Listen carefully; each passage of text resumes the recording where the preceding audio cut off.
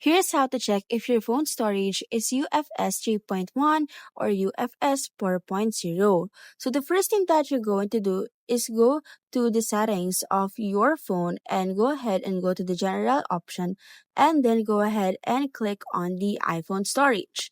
Now, once you click on the iPhone storage or the about options, usually you will see there the storage that you have. Is it UFS 3.1 or UFS 4.0?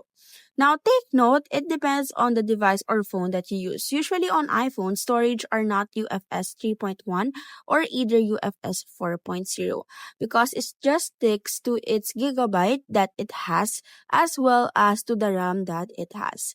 But I will show you a preferences on how to see if the gigabyte or storage is UFS on Android or other devices. So as you can see, this has a 3071 MB and the type of the UFS is just a simple UFS.